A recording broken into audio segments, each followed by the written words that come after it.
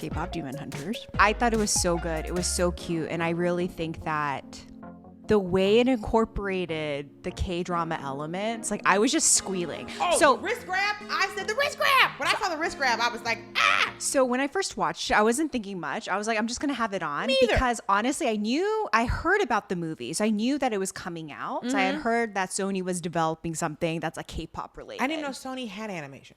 Oh yeah, Sony Animation's huge. They do all the Spider-Verse stuff. Oh, they do. So it's the same, yeah. So it's the same like Okay. animation house that did. I believe Spider-Man, the Spider-Verse, that was from Sony as well. But when I first heard the title, honestly, I was like, sounds a little weird. I was Well, like, the title's not K-pop? great. No. And I'm awful with titles in general, so like I don't blame anyone, but like K-Pop Demon Hunters, I was like, what the is this? So I saw it and I was like, this is gonna be fucking lame. And I literally thought, because I knew nothing about it, just looking at the title, I was like, oh my god, it's like So a then you cash watch grab. I thought it was a cash grab, right? This was a long time ago when I saw, like I read like a Deadline article Oh, saying the deadline that they were doing it. that Yeah. they were doing. And I read it in passing. I was like, oh God, it's another cash grab. I'm annoyed. And I was like, what is this? But then as I got closer to the launch, I was reading about it or I heard about it. And I was like, oh, this seems kind of interesting. I was like, I need to watch it. So I had no expectations. And as soon as I turned it on, I was like, what the is this? Oh, I had no expectation because I was like, oh, you were like, it's great, watch it. And I was like, okay, but it's great, watch it is how I started watching Marry My Husband and Queen of Tears. Yeah. So but it's so cute. And then it's great. And then you find out, because I can tell you, I was like, okay, this is cute, this is cute, this is cute.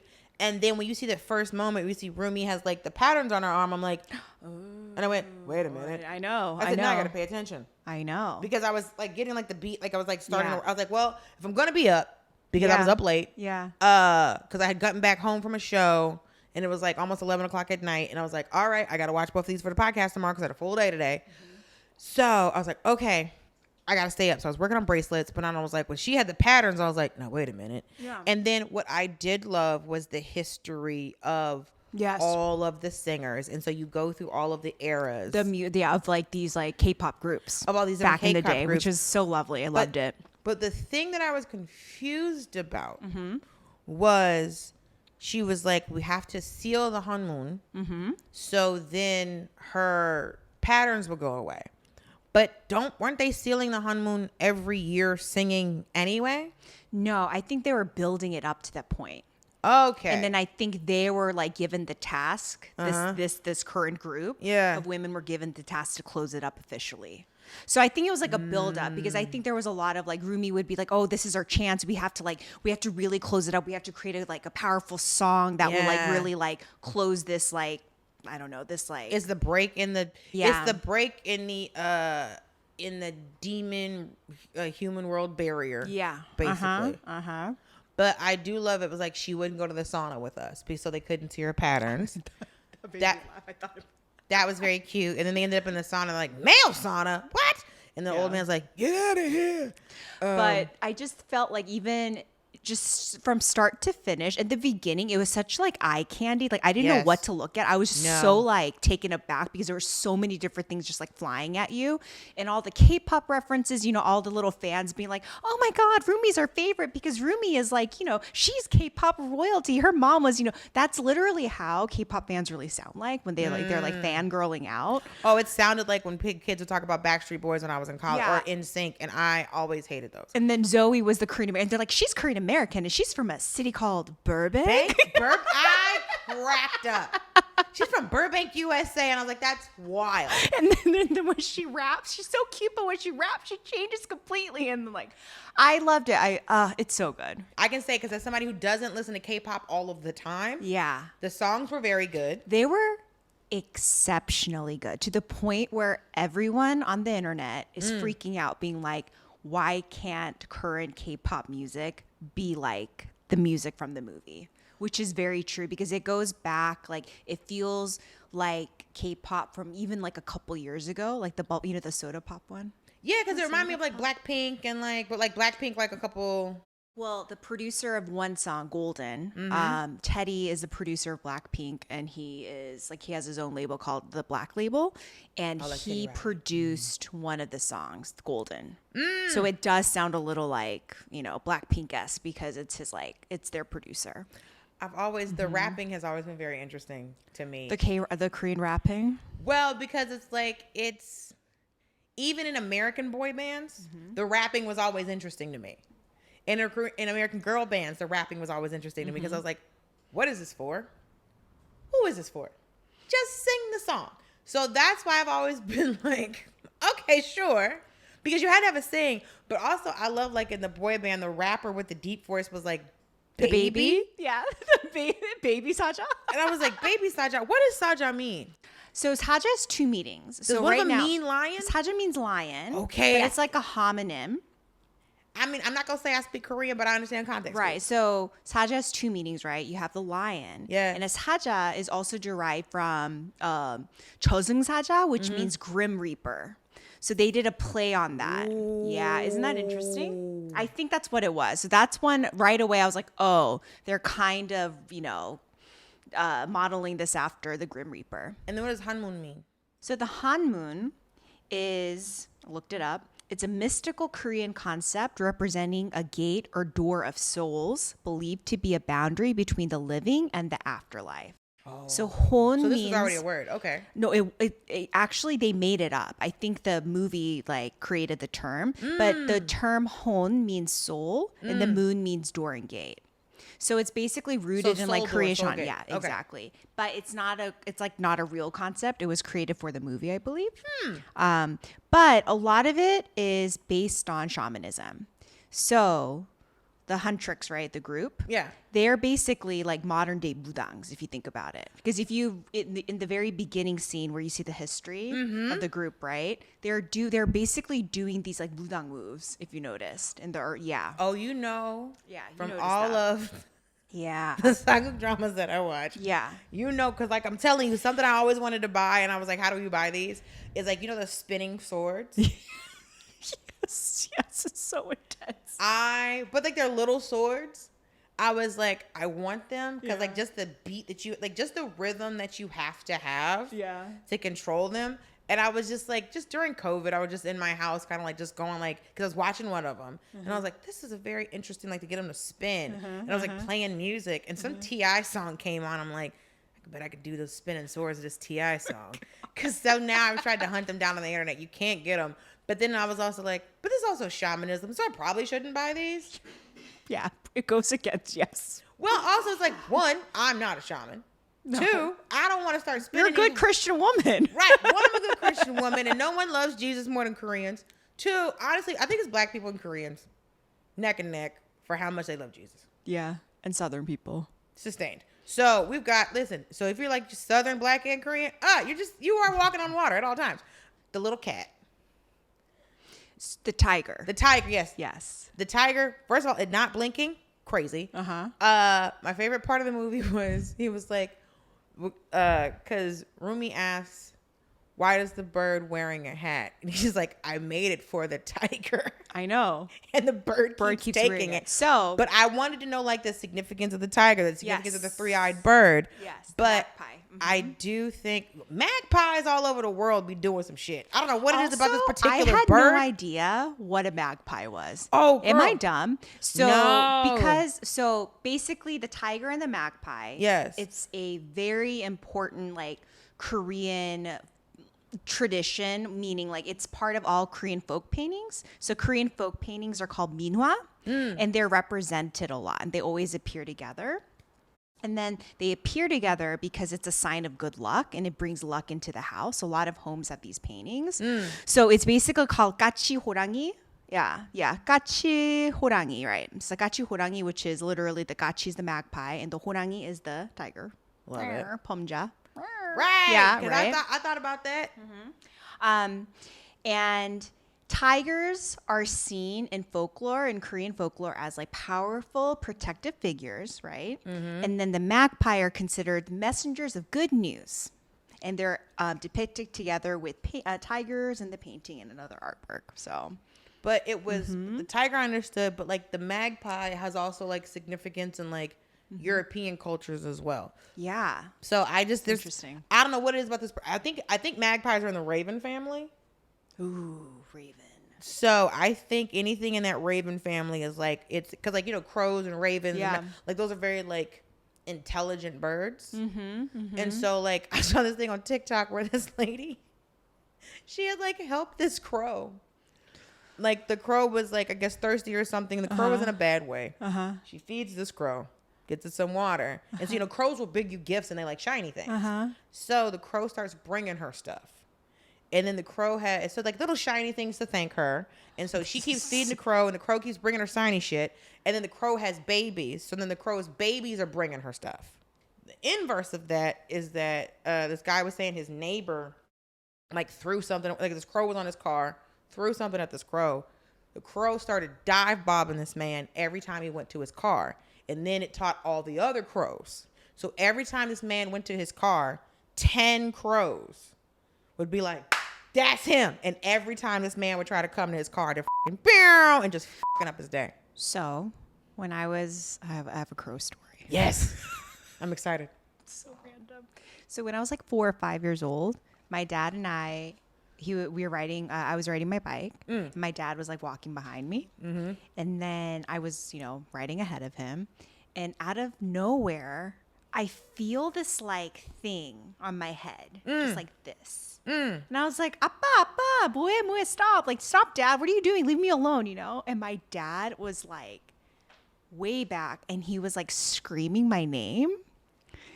And then I like turn around and I stop and my dad's like, a bird landed on your head. Ooh. It was a crow. A crow had landed.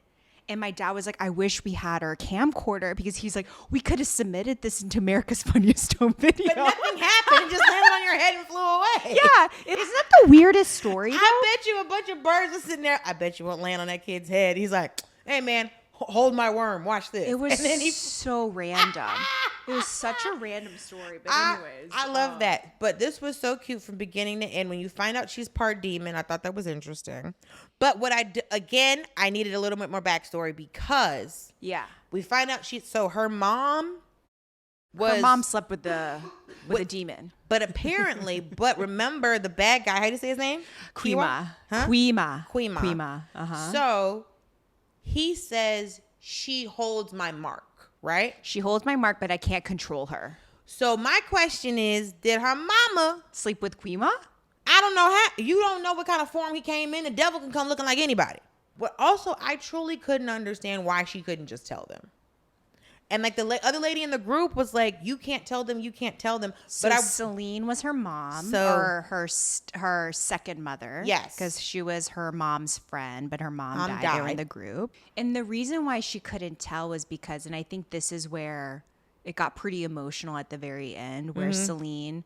Well, Rumi goes to Celine and she's super upset. She was just like, what is this? Like you knew that I was a demon. You knew that I couldn't change back. But why did you keep the charade up? Why did you trick me into thinking that she's like, no, we're going to fix it. We're going to fix it. Yeah. And I think in a weird way, like it's almost a message on like just in Asian culture, not being able to kind of really be yourself. You have to put on an image. You have to be strong. Like weakness or like being vulnerable isn't necessarily, I think it depends on like the family that you grew up with. But even in my family, like vulnerability isn't something that we're taught, right? My mom's like, no, like you got to put on act like you're number one. Like, we're this, you're tough, you're smart, you're all of this. Yeah, they do. So we do the same thing. Exactly. So it's like the same thing. So I think like she felt like Celine clearly was not ashamed of her, but I think she was scared, right? Yeah. And maybe in certain ways she was ashamed, but like she wanted to protect her, but that her way of protecting her wasn't necessarily like the way to do it correctly. And so it like alienated this poor girl into like, Right, but it's sometimes your parents can only protect you in the way that they know how to protect you. Exactly, and that's what this Celine did. So it was like we're trying to fix the thing that's wrong. Yes. As opposed to accepting who you are. That this is who you are. This is the thing that's wrong. Yeah. The tiger would come to her and she's like, all right, we're hanging out. Like, all right, there's a tiger and a bird. And I like how she was not alarmed at all. But it was like it was little stuff. So like the pot kept getting knocked. I think that's why. I think at first she was like, "What the is this?" But then I think she was scared. But then when the tiger keeps on like trying to lift the pot back up, she realizes, "Oh, this isn't that kind of like dumb." Right. But also like as cats go, cats are known to like knock things down. Yeah. So the fact that this cat was like, "Oh, hey, shit, sorry. Let me pick it up. Nope, don't wait. Nope. I'm so sorry." She's like, "It's the fine." magpie rolling its eyes, just being like, but all three eyes is just like, "Oh my god!" Like it's like, hey, because I just wanted to like hit its foot down, like, come on, let's go. But I was like, okay, this is cute. They're falling in love. Mm-hmm. But then there's a turn where what Kiwa?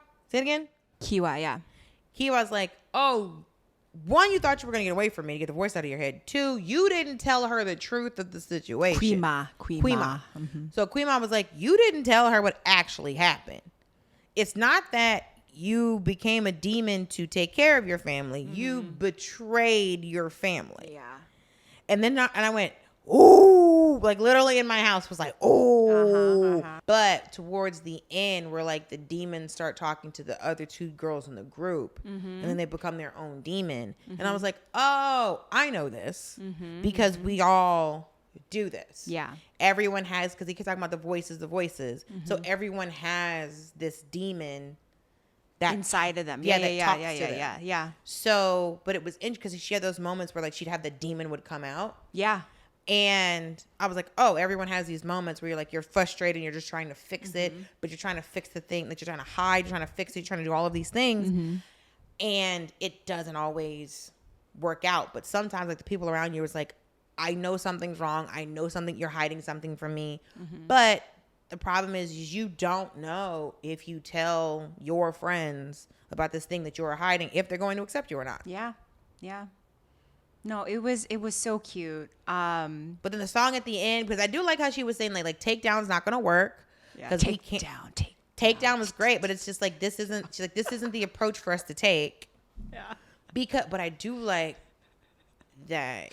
I would listen to that fucking soundtrack like nonstop. I believe you. But like Quima was like, I know you only do things for yourself. Was saying to like the bad guy. Was saying to like the head Jinu. He was like, yeah. You want to start this boy band, but I know you only do things for yourself. And then you find out that he deserted his family, and that's how he became a demon. Because you always wonder, because it's like, because we always hear about girl like making a deal with the devil, and it's like this can't be a thing you can actually do.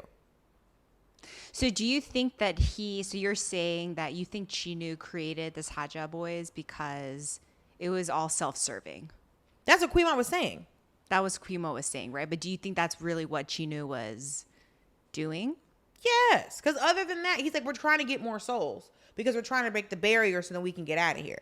So because he was trying to stop the voices in his head because he was trying to get rid of his own guilt. And that's what he was saying to her. Is like, you have your own guilt. You're ashamed of yourself because he was ashamed. Yeah, and he still is ashamed of himself. He still is ashamed. Yeah. So that's why he literally gave her his soul to make a sword bigger.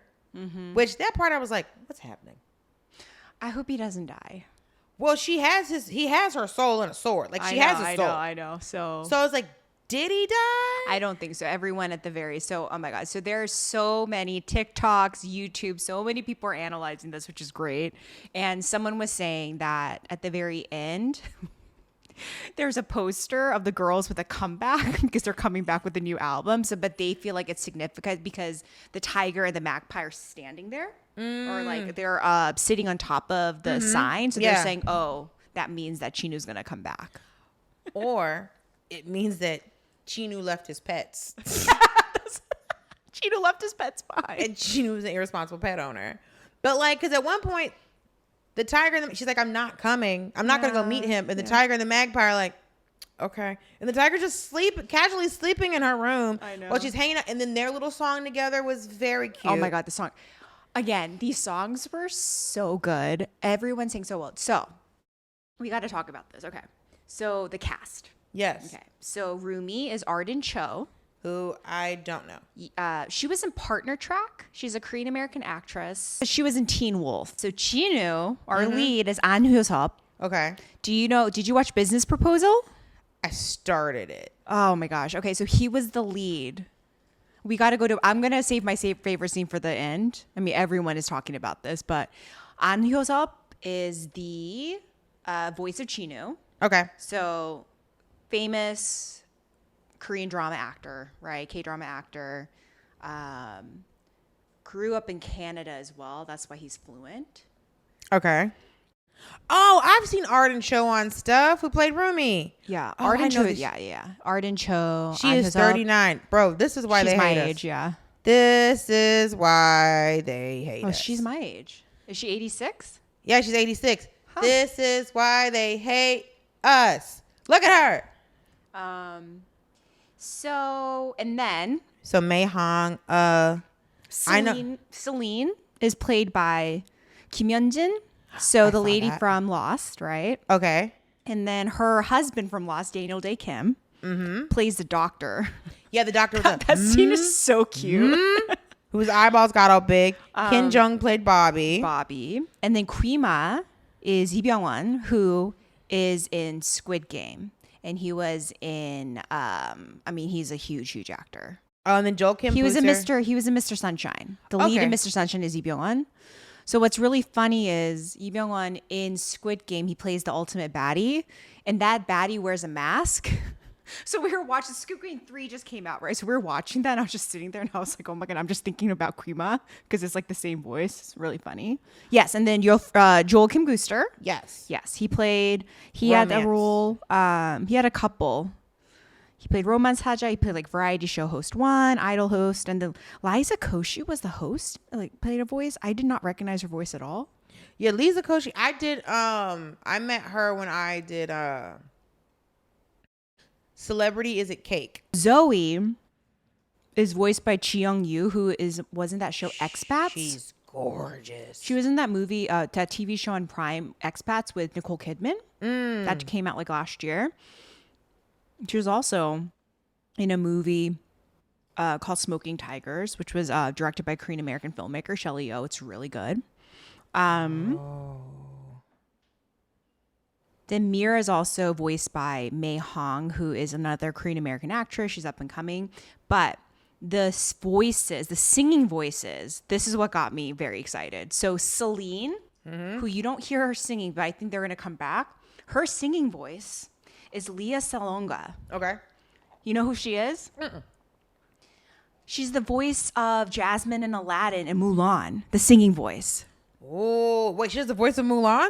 Yes, the singing voice. I've always thought that was interesting, the singing voice of How are you not more excited about Mulan? She's Jasmine's singing voice. I can show. Yeah, that's her. Oh, yeah, she's been singing for a long huge. time. She's a Filipino singer. She's like Filipino American. She's huge. Yo, nobody sings better than him. So I think for Asian Americans, like she's like the ultimate celebrity because growing up, it's like we don't really, we never had anyone back in the day. Really did. But then when you find out, like Jasmine's voice, so iconic. Filipino woman. Very exciting. It's like those Bollywood movies. For 50 years it was the same lady singing. That's crazy. So I got really excited about this, and this year's Mulan too. But okay, so Mira and Zoe, the singers who sing. Because I watched all the way, because like now people keep hiding stuff in the credits. Because when I stayed Sinners, I saw it with my friend, and he was like, "We got to stay all the way to the end." Yeah, got to stay all the way to the very end. Yeah. Which ones I got to the very end? I'm like, this could have just been in the movie. But anyway, so I stayed and watched, and I saw them in the studio. Like they do a little clip of them in the studio. So that is twice. So those are different girls. Okay, so there's the track. What was it? What's that song? The popular one. Oh my God. Golden? Not Golden. The other one. Takedown? So Takedown, they had Twice, which is an actual K-pop girl group.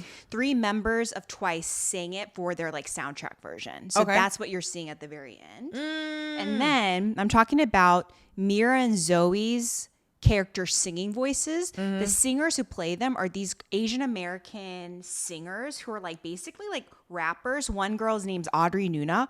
Her song is, she's a very cool girl. Like her music, I need to play it for you. Girl. It's like, it is a dope song. And then the other girl who sings Zoe's part is Ray Ami. She's another person. She had a song called Dictator. But they're they're young artists, and they just have like a very interesting sound. And they're very indie, like it's like indie hip hop R&B. I don't know how to describe it, but they're very like buzzy. So at Spotify, everyone really liked them. Love a buzz. But I can't like because their singing voices are so K-poppy, I was like, what is happening? I had no idea that these girls were singing. Yeah. Because it's so different from their regular style of like singing and stuff. So I thought so that was excited. really This is great. And I also love the fact it was just like, we're going to sit down and relax. They never relax one time. They're that like, was couch, the best part. Couch. And they see people like, they see like their fans and they're like, yeah, we had long enough of a break. Which is so funny because that's how K-pop really is. They like barely take breaks. Oh, that's what like being an adult is. It's yeah, like, because like, you know, like how American artists, they'll take like a year off to write another album. Right. Korea doesn't do that. They don't do full studio albums. They do mini albums or they do just singles. So what they're doing is they come back. Always have music coming out. Always have music coming out. Because if you put out an album with beast 12 songs. You got to feed the beast. Yeah. But I saw it was like number 2 in movies. Oh, like it's number 1. Okay, yesterday I think it was number 2. They're killing it. The songs are tracking. So their songs are on top 40 right now in the US charts. Like this is a massive hit for them. What a check. This is the smartest move because again, more things like this have to happen in order for people to really understand the scale and the scope of K-pop and the power of it and K-dramas as well. Just like the fact that it launched number 1, and I'm telling you that's why I like texted you right away the day it came out. I'm seeing in real time everyone on threads, everyone on socials like freaking out because as soon as I finished, I like went on and I was like, what are people talking about this? And people were like already posting videos, already doing all the analysis and all of that. And I was like, okay, this is gonna be a huge thing. I hope they milk this to the very end. I hope this cow runs dry. So this scene, I'm surprised you didn't mention. Well, I guess because you didn't watch Business Proposal, but for any K-drama stan, like everyone was freaking out about this scene. Okay, so when Huntrix girls see Saja boys for the first time, yes, you know the slow-mo scene where you see Jinu walking over. Yeah, he bumps into her, and then she falls backwards, and he doesn't catch her. But the music playing, that song is a Mellow Man song called Love. Maybe it was the song that they played in Business Proposal every time Ahn Hyo-seop and the other lead girl, I think Kim Jeong, they would see every time they would like meet, that song would play. So if you're a K-drama fan, you got that right away, and it was so cute because the actual actor who is playing Jinu in his other drama, the song played. So everyone was freaking out. I think I watched that scene with Thomas like 5 times. I just kept on repeating it over and over again because it was so fucking cute. And it was just like the way, like, oh my God, it's just. I think it's so funny because we watch different shows. Because I started, depending on like what mood I'm in, like some of the like real lovey-dovey stories. Yeah. I can't watch. I know. Only because it's like your girl be sad. So if Business I'm like, Proposal's cute though. It was also a webtoon as well. I know I started. Yeah. I didn't finish it. Other couple things. This I thought was I'm surprised no one talked about this because I clocked this right away. Tell me. So there is an OG hip hop song that plays, like an OG K-pop song from like the 90s that plays when the girls are after their first performance, they're like going down the elevator and they're going to meet Bobby and everyone. It's a song. It's a song by this group called Deux. Deux. Love this. It's so bad. But this was like OG K-pop. And the song was 나를 돌아봐, and it's like a rap song. And I could just, and I know it. I was like, oh my God, I think that's it. And I had to like Google it, but no one said anything. I thought that was so cute. Again, this person, Maggie Kang, who's the director, she just knows K-pop. She just gets it. You know, she's probably around our age. She grew up with the culture. What I love is it's just so authentic. I love a deep cut reference. And then did you notice they were wearing like, they had pendants. They had a pendant that's the Norigae. Do you know what a Norigae is? It's you know when you wear a hanbok, you know it's when women they have like little charms that are hanging. Oh off. yeah, the accessories. That's a Norigae, yeah. So they had a pendant made out of that. So there's like little things. Well, it's like because if you look at the symbol that they had on their like fans, the fans would have like things they were waving around, and I was like, because I knew I watched enough of the historical dramas where like I knew what the image was. Yeah. And so I was like, oh, that's from the exact, because honestly, like my friend went to Korea and I was like, he's like, what do you want? And I was like, I want a hair accessory. Yeah. And he brought me back a comb. Oh, yeah. But I wanted like. You wanted the thing. Well, I wanted like the flowers that stick in. Well, the thing that you stick into your bun. Oh, let me tell you something. When you find out the hierarchy of that, that goes through that bun, because nobody has a bigger one than the Dowager Queen. Debbie Mama, Hers, It's like there's a whole bird sitting back there. it's like the Queen's hairstyle in Bridgerton. Yes. I love the idea that only women could fix this. Yeah. You see what I'm saying? Like, I think there's always something so interesting to me, like when it comes to like the spirituality of different cultures. It always has to be like, oh, we have to, if it's like a brute force save the day, it's men. But if it's like a conceptual, spiritual ideas kind of saving of the day, there's women. You still got to fight. Like, you still got to cut up these demons. Also, those demons were way too easy to kill. So the demons are, in Korean, they're called Dokkaebi. Dokkaebi, they're goblins. Dokkaebi. They were adorable, by the way. They're not supposed to be that adorable, but Dokkaebi usually, like, it's a very They were aggressive scary. version. But they found... They were like, what is it? They were like playful almost. They were scary playful, so they weren't too scary. I can say when they were on the plane and he was like, "Where are you?" And the girl was like, when I saw her pouring coffee in that plant, I was like, something's amiss. Also, all the food that they were eating, because again, nobody eats food on a TV show like a Korean show. But in America, you never I've never seen people eat in a cartoon unless it was like Arthur, where they're having like, I don't remember. Again, just watching it was such a treat because the animation was so expressive, almost kind of like anime like, right? But I liked that it was a fun mixture of like, because it was that 3D style, but then it was like the anime qualities of things. It's like, it almost like, you know, like Dragon Ball Z, where they had when they were like, let's go, they do that face. I was like, oh my god, I was like not expecting that. Oh, because when the abs then turned into corn, then turned into eyeballs. When Abby sketched his abs for the fans, I was screaming. You know that part? Oh, I know. So funny. When he did the pencil outline. That's why I remember I learned the term chocolate abs. And it was just like, oh, because his abs was like a chocolate bar. That's like, and then there was, I guess, the corn cob abs now. Because the corn was popping out of Zoe's eyes. And then the popcorn coming out. Oh, and then so was eating the popcorn. I was like, this is so silly. It's so silly. But it was like a fun mix because we kind of serious and then get kind of silly. I know. The part too, when they're doing the fan signing, again, fan signing for K-pop is huge, right? Oh, I've been to Comic-Con. So I don't know. Yeah. So did you clock how the Saja boys were like in line? They had the night, but they show the scene night before people lined up. They had their sleeping bags. So they actually like spent the night to get first in line. And they're wearing their sleeping bags. So cute. It's so good. Little and Easter they bust eggs. out of your sleeping bags. Oh my gosh. But it's like they really weren't asleep out there. It's so cute. It is. I can say when they first come out and they're all in hanbok.